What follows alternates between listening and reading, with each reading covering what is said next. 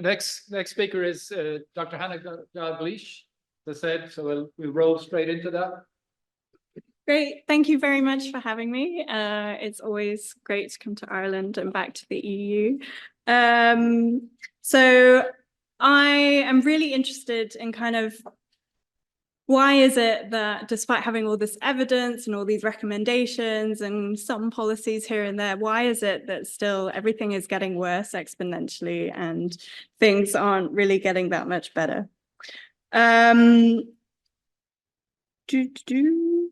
Okay, first of all, I would like to ask you, if there's anyone brave enough, can you tell me which city this is? So this is not in the UK, that's unfair, but it's taken from 145 kilometers away. So if you were to imagine you're looking towards the direction of Belfast from here, this is how bright it would look. So it is a city in North America. Does anyone have any ideas where it might be?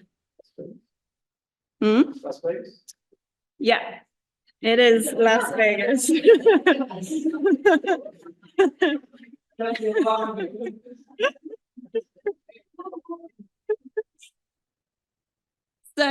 this is kind of overlooking the city.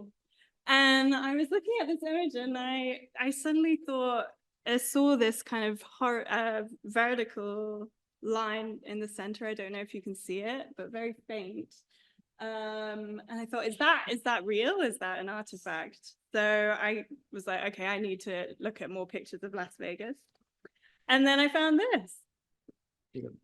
Oh yeah, okay, cool.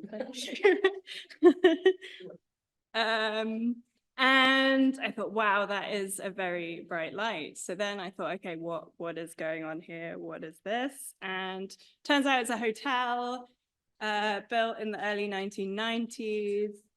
It's so bright that if you put 42,000 lighthouses together, that's how bright it is. And it can be seen by pilots and airplanes from, I think it was about 450 kilometers away. It costs so much money to run. I think it's about like $1 million a year or something. So they don't actually use all the lights anymore because it's just too expensive. But what's more astonishing perhaps is that it's created its own ecosystem. It attracts moths. The moths then attract bats, and the bats attract owls. And then you also, in 1 year recently, they had an infestation of locusts, and it was an absolute nightmare for the city. So lighting, we can make really, really bright lights, but they do have significant repercussions.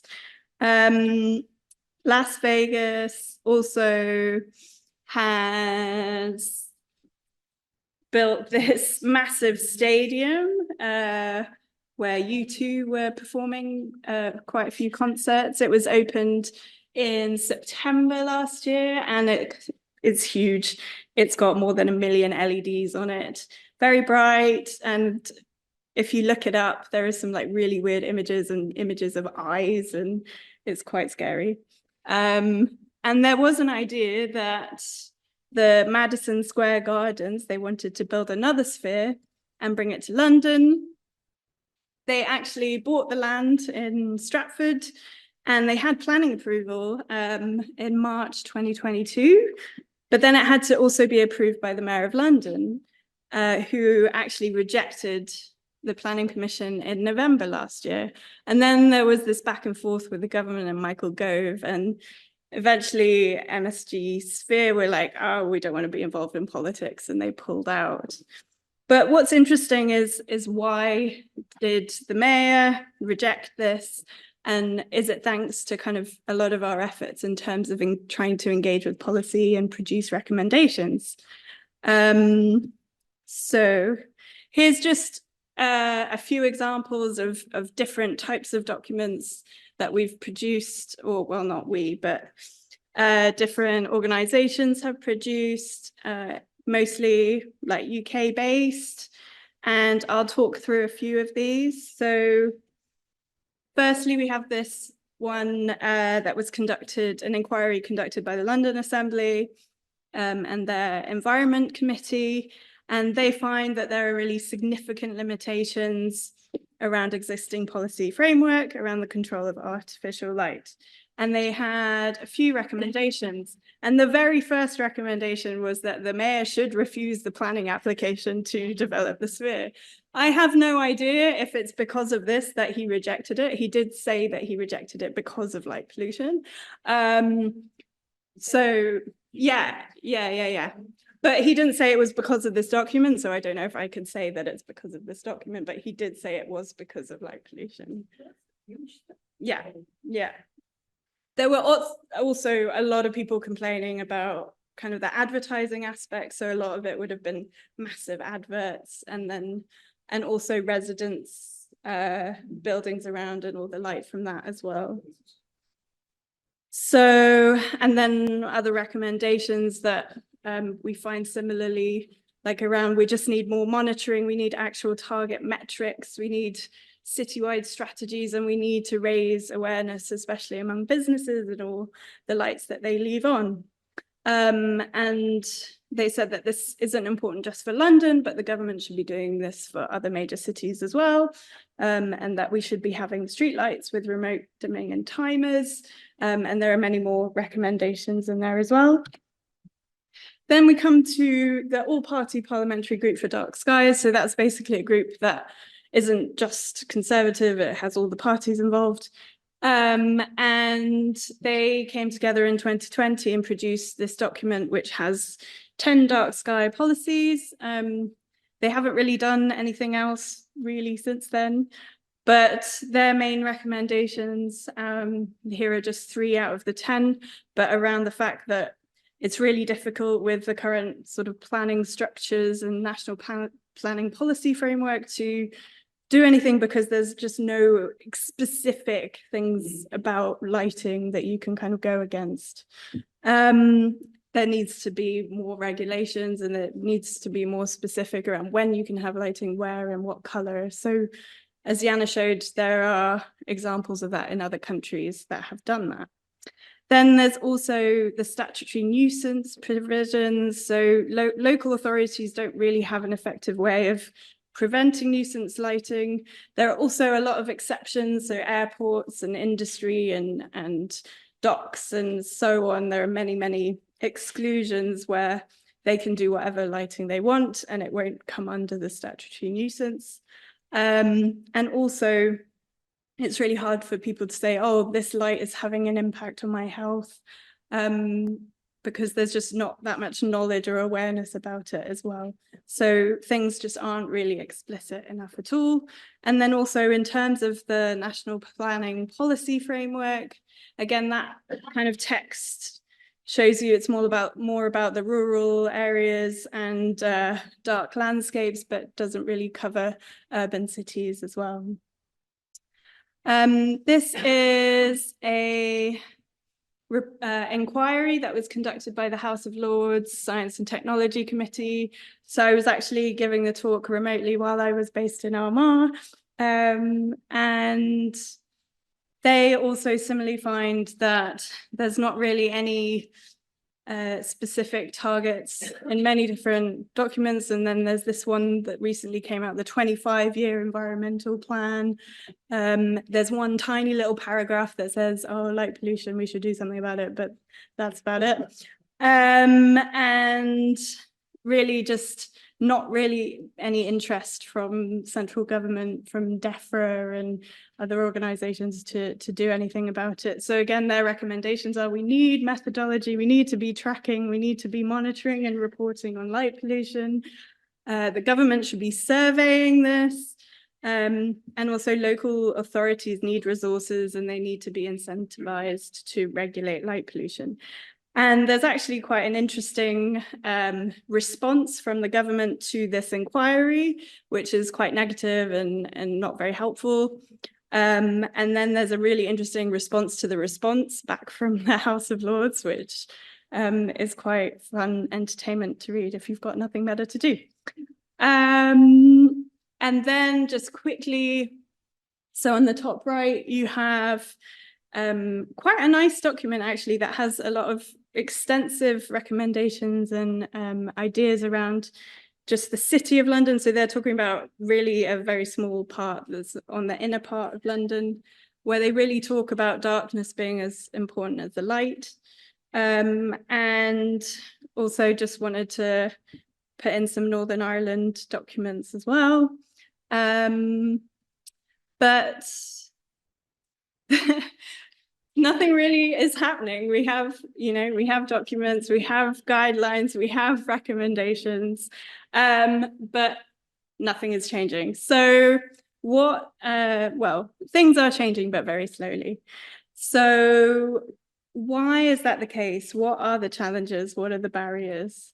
So one of the main things I think is the problem is that really there's lack of awareness. So this is a kind of a summary of all of the organizations involved in the UK that do something related to light pollution and dark skies. And actually, it's really not very many. So you've only got 3 wildlife organizations, the bugs, butterflies and bats, they care about it, but nobody else from the environment does. Then you've got kind of a few commercial lighting industry organizations. And then generally, like a lot on the left-hand side, they're specifically set up just for dark skies. But outside of that, very limited. You've only got kind of CPRE, the countryside charity that does a star count every year. And then you've got some national parks, astronomy societies, and areas of natural beauty. But really, there's not many organizations that are giving a voice to this problem. And I think that's one of the big reasons. Here are some nice examples of what some of these charities and organizations are trying to do to create awareness. But again, it's just not enough. Most people have no awareness about the harm that their lighting in their garden is causing to nature. And again, more documents and resources in terms of some charities and some kind of organizations getting together to say that we need better lighting. And then also, especially the councils that are in areas where they have a big sort of dark sky park. So Dumfries and Galloway, they have a dark skies friendly lighting plan as well. Then, of course, there's lots of kind of festivals that are happening in these dark sky reserves and dark sky parks, where often you have kind of International Dark Sky Week and things like that try and generate awareness. But again, it is quite limited. It's always going to be in the rural areas. It doesn't really engage people living in cities.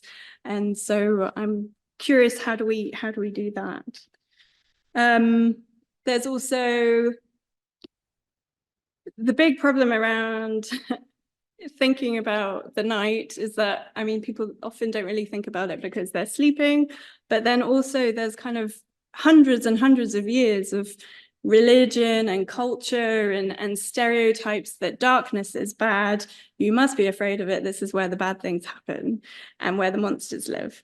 So how do we kind of address that and understand it and these complex kind of human relationships that we have with the fear of the dark and these kind of things, to try and reframe darkness as a more positive thing, as something to be valued, as something to cherish. And again, there's evidence around the fact that more lighting doesn't mean that things are more safe and so on. But again, these are kind of misconceptions, and there really has been very little kind of evidence and monitoring of what the impact of putting all these street lights up, whether it is actually reducing crime and so on. So there have been a couple of studies that tried to look at this, in one in England and Wales, where they found that despite kind of turning off the lights or having part night lighting and so on, there was really no relationship or correlation whatsoever with a change in road collisions or with crime. And then another study more recently found that they had one street that had lighting next to another street that turned the lights off after midnight, and actually crime went up in the street that was more well lit. Maybe it's because criminals need to see what they're doing, or that they need to see their escape routes. But it's something that really needs to be looked at more carefully and closely so that we can really understand what's going on, because everyone is putting in more lighting on the belief that it's making things better, but it might actually not be doing that. And this is just a list of incomplete. There's probably more councils that have been looking at this. But actually in my day job, I don't do anything related to light pollution stuff anymore, but I was having a chat with someone from Southampton City Council, and he was saying, oh yeah, one of the first things they asked me to do when I started this job was to look at all the other councils and see if they'd done any trimming or dimming with their lights. And I was like, oh, you have data, can I please have it? So he kindly shared it with me. And yeah, to see that more than 26 local authorities have actually been doing this and seem to find that it's fine. They haven't put the lights back on. And obviously the main reason for it is not because of light pollution, but it's because they're really struggling with money and they need to cut costs desperately. But what's really, there's a really rich opportunity here to actually take a look and see what are the impacts of turning those lights off or using or dimming them, and seeing whether the impact on crime, like, and the relationships with safety and so on. So this really needs to be looked at and can be looked at, and needs to happen. So we need funding to that as well. Yeah, I think I'm gonna stop there, but looking forward to the discussion.